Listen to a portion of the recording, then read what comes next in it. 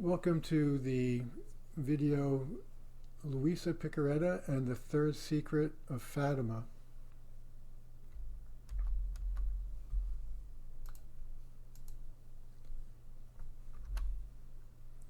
We're going to discuss the Third Secret Vision as published by the Vatican. In this video, we will not contest whether there was a text associated with the vision. We will strictly look at the third vision itself and discuss what it means. And to facilitate that, we'll be looking at quotes from those who have read the Third Secret, and there's been quite a bit of information that's been yielded by Pope Benedict and also Pope John Paul II. We'll look at comparative messages from other Marian Apparitions and Bible passages, and of course we'll look at clues in Luisa Piccarreta's writings that will give us some insight.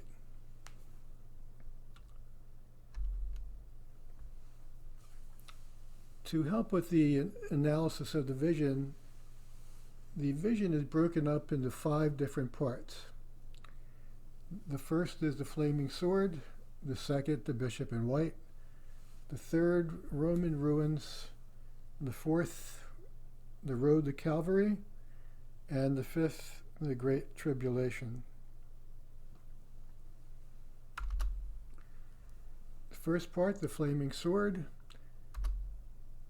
and how this will proceed is we'll read in bold the portion of the vision that pertains to the flaming sword in this case, and then we'll look at some quotations from Bible passages and those who have read the Third Secret, and also we'll look at, like I mentioned, some quotes from Luisa. So I'll read the first part because most people who look at the video prefer that it be read. After the 2 parts which I've already explained, at the left of Our Lady and a little above, we saw an angel with a flaming sword in his left hand. Flashing, it gave out flames that looked as though they would set the world on fire, but they died out in contact with the splendor that Our Lady radiated towards him from her right hand, pointing to the earth with his right hand. The angel cried out in a loud voice, "Penance, penance, penance."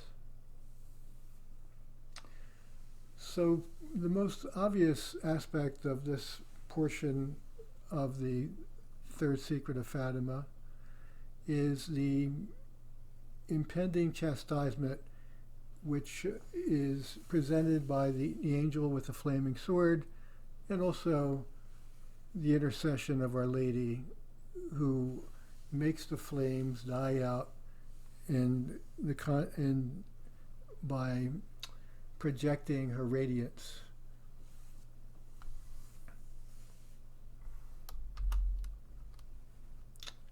So in looking at the flaming sword, the only place in the Bible that a flaming sword is mentioned at all is in Genesis, which is, I believe, of interest here. "And he cast out Adam and placed before the paradise of pleasure cherubims and a flaming sword, turning every way to keep the way of the tree of life." So in this case, the flaming sword is presented as a punishment.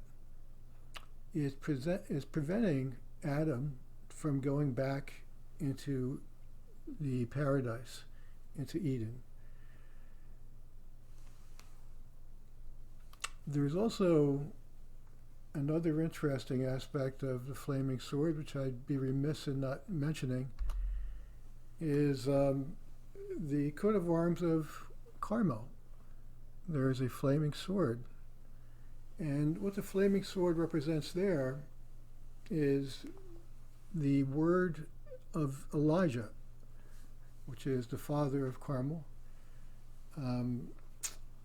The word of Elijah is like a flaming sword because it represents a judgment The judgment where, based upon the word of Elijah, the rain was stopped for 3.5 years as a punishment to the Israelites. In both cases, the flaming sword is given to us as a punishment, an impending chastisement which looms over us.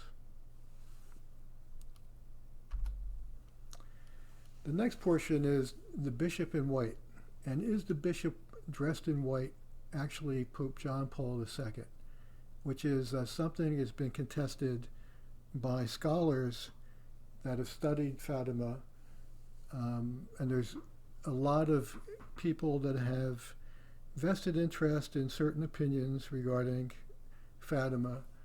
And as we go through this, I'm sure that I'll probably I'll make some offense to one of those interests or two. It's not my intent.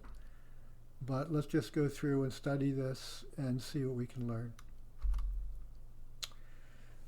So the second portion is, and we saw an immense light that is God, something similar to how people appear in a mirror when they pass in front of it.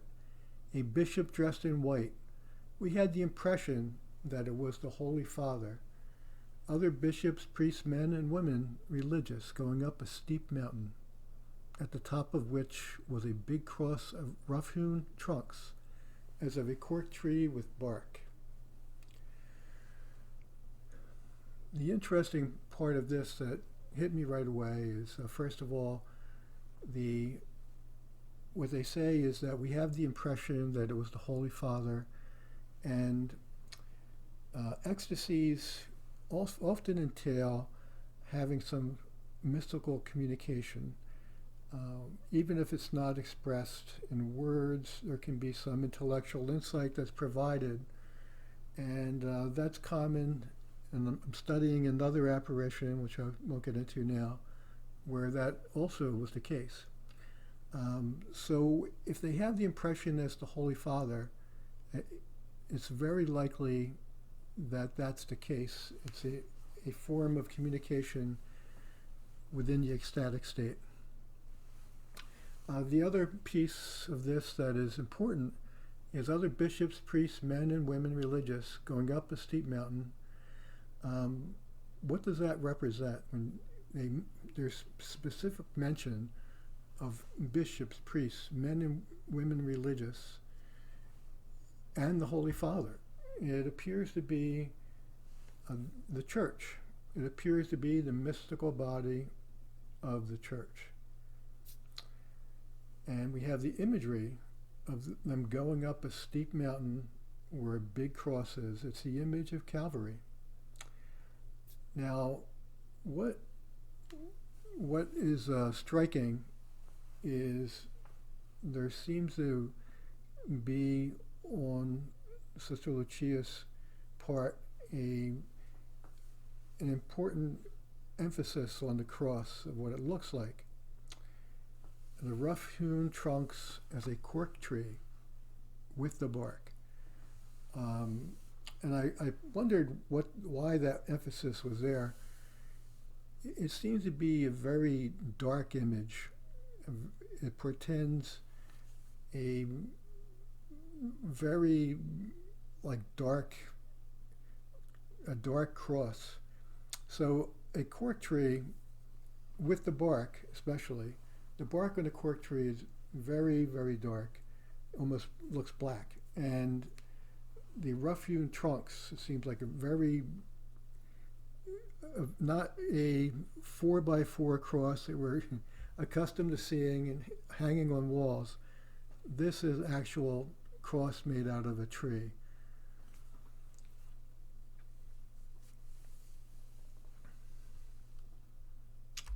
And some of the quotations we'll look at is the first is from Pope Benedict.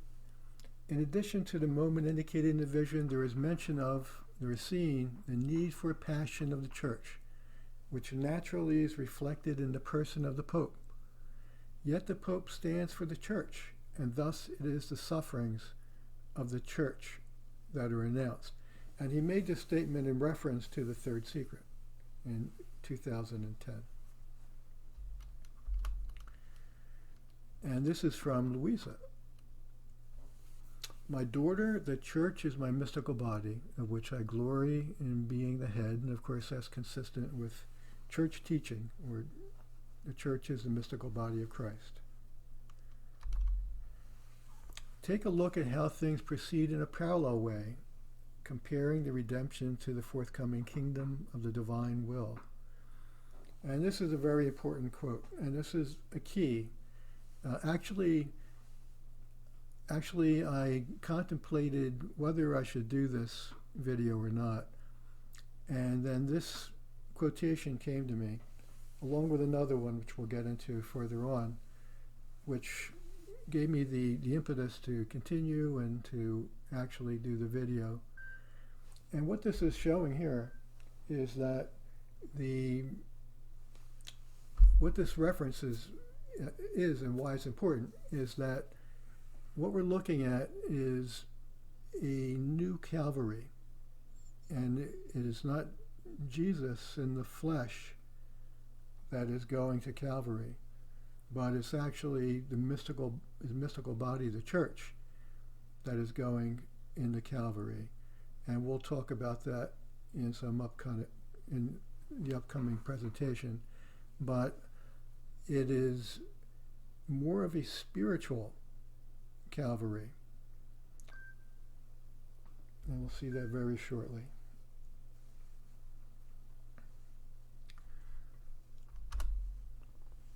So the first one is a Rome in ruins.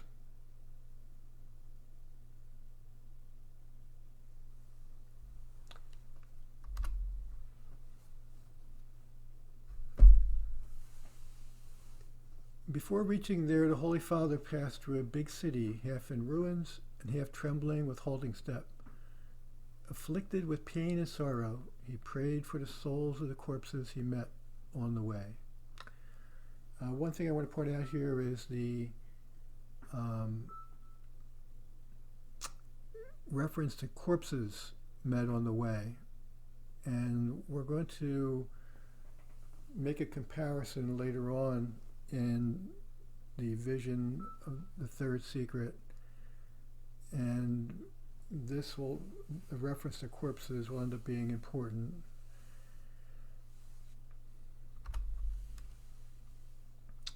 Let no one in any way deceive you, for it will not come unless the apostasy comes first. And this is the spiritual Calvary that I mentioned. It's the apostasy. We often worry about the social, cultural, and political consequences of faith, taking for granted that this faith exists. Again, another reference to the third secret by Pope Benedict. And again, when he was Cardinal Ratzinger, danger is threatening the faith and the life of the Christian, and therefore the life of the world, another reference that he's making specifically to the third secret. And this is from Luisa Piccarreta. Poor peoples, poor children of mine, under the regime of men without pity, without heart, and without the grace to be able to act as guides for their subjects. Indeed, the epic of the Jewish people is being repeated. So the first Calvary was with the Jews, and again, this ties together very nicely when we talk about the subsequent parts of the third secret. That will shed some light onto this as well. So what we're seeing is a repetition. The first reference from Luisa Piccarreta was how things are in parallel between the redemption and the coming of the kingdom of the divine will. And now we have another parallel, a repetition of the epic of the Jewish people. It will be another Calvary, but this time it'll be the mystical body of the church. And from Garabandal, many cardinals, many bishops, and many priests are on the road to perdition and are taking many souls with them. less and less importance is being given to the Eucharist. And this was in Garabandal in 1965. It's no coincidence, under the belief that Garabandal is a continuation of Fatima. Fatima, the third secret, it was pointing to the year of 1960 to be announced. And this happens to be in 1965, which is just so happens to be the year that the Vatican II concluded.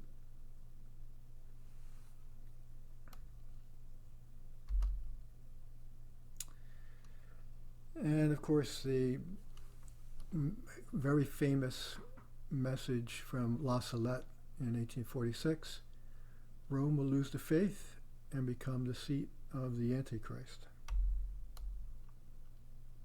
And of course, that's even though there's a rather harsh prophecy from La Salette, that's an approved apparition.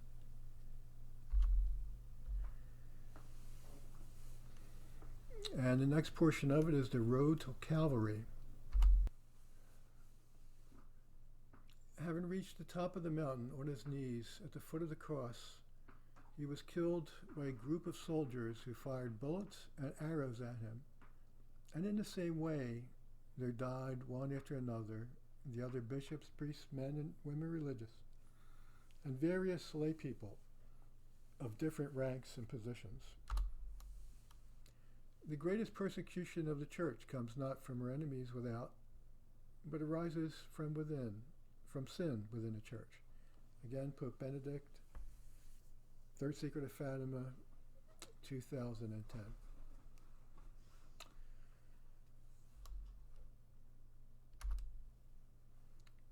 And this is from Luisa. If I told you about the religious side, how many sacrileges, how many rebellions, how many pretend to be my children, while they are my fiercest enemies? How many false sons are usurpers, self-interested unbelievers? Their hearts are like bilges of vice. These children will be the first to wage war against the church. They will try to kill their own mother. Oh, how many of them are already about to come out in the field. Now there is war among governments. Soon they will make war against the church, and its greatest enemies will be its own children. And another Marian Apparition, Akita, in 1973. The work of the devil will infiltrate even into the church in such a way that one will see cardinals opposing cardinals, bishops against bishops. The priests who venerate me will be scorned and opposed by their confreres. Churches and altars sacked. The church will be full of those who accept compromises. And it sounds very much like the 1965 prophecy from Garabandal. So the important part of this message that I want to bring out, and there's much debate regarding this as well, because the church has stated in looking at in presenting the third secret of Fatima and publishing it, that the person who was shot, Pope John Paul II, was actually the one being referred to here, who was on his knees and killed by a group of soldiers who fired bullets and arrows. The argument against it is that the person here, which is assumed to be the Pope, was not killed. So, and it wasn't killed by a group of soldiers. Okay, so the answer to that is that these visions from heaven are very symbolic. They're not literal, and there's a lot of meaning in them. So when it says he was killed by a group of soldiers, again, not being killed physically, but there is an important part of this that does refer back to Pope John Paul II that I want to talk about. But it's more of a spiritual killing, because we're talking about spiritual calvary and apostasy. So it's not Pope John Paul II being killed, but it refers to the representation of the Pope, the bishops, priests, men and women, and lay people as being the mystical body of Christ. And it refers to the apostasy. Also, the meaning, and this goes back to Luisa, one of the quotes we read previously, about there being a parallel between, or a repetition between now and the epoch of the Jewish people. If you look at Calvary, who condemned Jesus to death? It was the Sanhedrin, the leaders of the Jewish people, and also the Romans. So you had two groups that were involved. And you have two groups here that are attacking the church. You have a group of soldiers who fired bullets and arrows at them. The ones who fired bullets are those who are further away from the church. So they're the Romans. The ones firing arrows are the ones near. They are the ones inside of the church who are undermining the church and who are apostates within the church. And the apostasy, as Pope Benedict said in the first quote here, the greatest persecution of the church comes not from her enemies without, but arises from sin within the church. Referring to this vision in 2010. And next is the tribulation. It's the last portion of the third Secret of Fatima.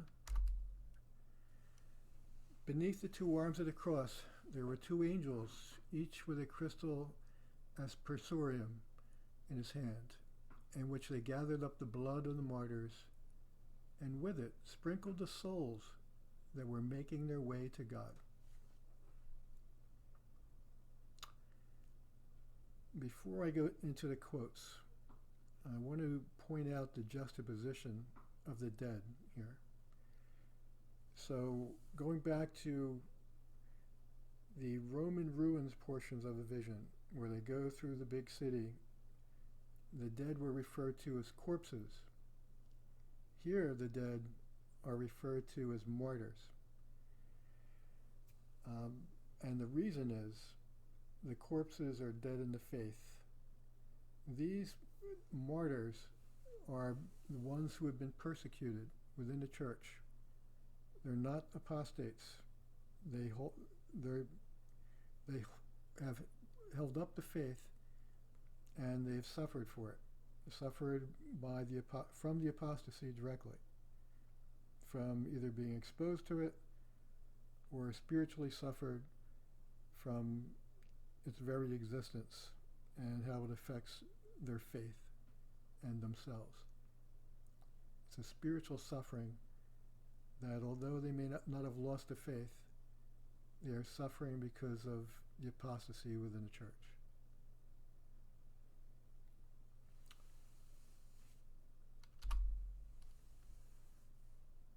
And here's a reference to Our Lady of Good Success, another Marian apparition, famous one in Quito, Ecuador. A small number of souls who will secretly safeguard the treasure of faith and virtues will suffer a cruel, unspeakable, and long martyrdom. And those who, if you're not familiar with Our Lady of Good Success, this was an apparition back in the 1500s, and it referred specifically, in no uncertain terms, to our times. And the prophecies were about our times. We must prepare ourselves for great trials in the near future. Yes, they may even require giving our lives and total dedication to Christ and for Christ. It can be softened by your and our prayer, but it cannot be averted. Only in this way can the true renewal of the church arrive. How often has the renewal of the church been born from blood? It will not be any different this time. And this is Pope John Paul II in 1980, referring to the third secret of Fatima.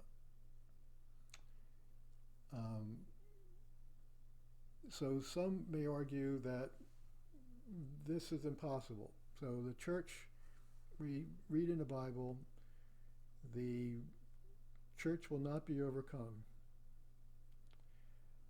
even by the gates of hell will not overcome it. So how could this be possible? Well, it's not the end of the church. It's a calvary of the church. It's a martyrdom. Just like in the first Calvary with Jesus, it was not the end of Jesus. It's something that we need to go through, as Pope John Paul II saying, to have a renewal. It's the same situation as at the first Calvary. Without the cross, there can be no resurrection. No cross, no resurrection. Take a look at how things proceed in a parallel way. And this is a repetition that I made from the previous discussion on another portion of the third secret. And again, this is comparing the redemption to the forthcoming kingdom of the divine will. That's from Luisa Piccarreta's writings.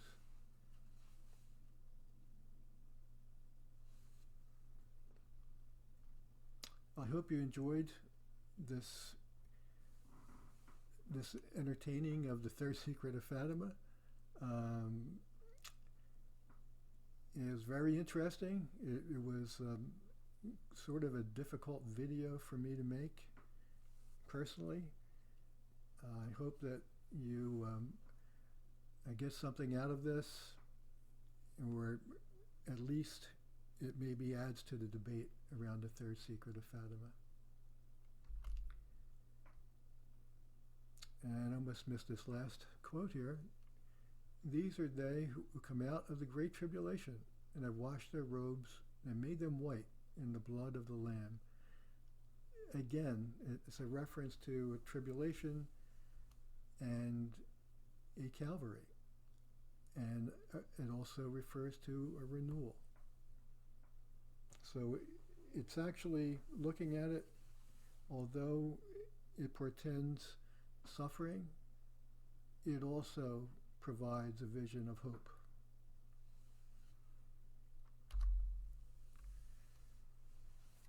You can see other videos on my channel, Elijah's Cloak, and there is one if you're interested in the divine will. There's a way to advance, looking through the 4th degrees of the divine will. It walks you through what those degrees are and how to advance within them.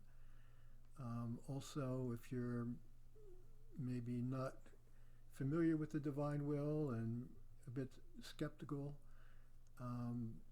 St. Padre Pio was a contemporary of servant of God Luisa Piccarreta, and there's a video on what he says about the divine will and Luisa Piccarreta. And I think you'll find that interesting. Also, there's a video about the insights of the warning from Garabandal, insights that we obtained from Luisa Piccarreta's writings regarding what the warning will look like. And that's actually one of my more popular videos. I believe there's a lot of people interested in the warning, especially in the times that we live in. There's a couple introductions to the divine will. There's the rosary in the divine will, and I'll probably do another part on that. And the triumph of the Immaculate Heart. And the triumph of the Immaculate Heart also has much information from Luisa Piccarreta's writings on what that triumph of the Immaculate Heart will look like. Again, thank you for joining.